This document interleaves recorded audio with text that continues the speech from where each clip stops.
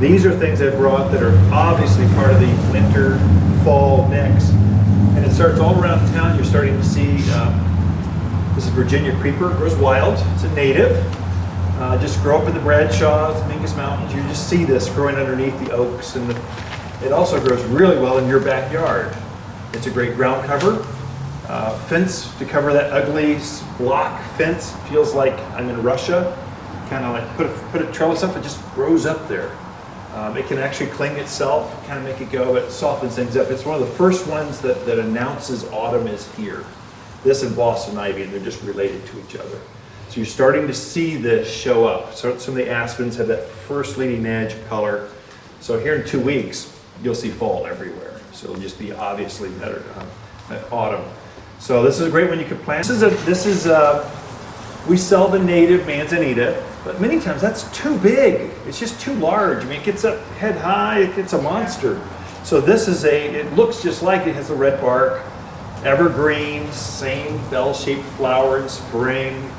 But this one only gets up to about hip high. So much easier to maintain and manage, looks better in the yard. I mentioned it when we started, this is probably our most famous fall shrub or perennial. It's really an herbal, it's a woody perennial. This is autumn joy seed. This is not autumn joy seed. This is autumn sage, Salvia gregii. Comes in a lot of different colors. You probably have 3 or 4 colors down there right now.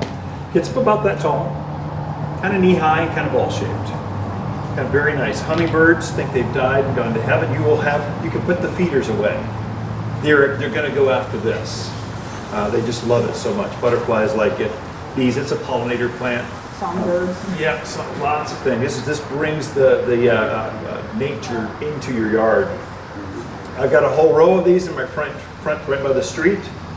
It's very hot. I neglect it because I'm downhill a little bit, but I want you to drive by and go, whoa, that looks pretty good. It's pure design.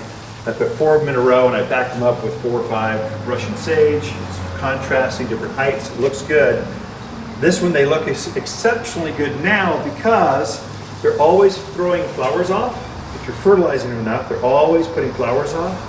But in the summer, they tend to put a flower off for a day or 2 and then fade with the next flower. Now, because it's so cool, they're putting flowers off, then they put more flowers off, then they just start shedding their foliage, their flowers, and that's why they're most famous in the autumn. It just came in. This is a famous winter.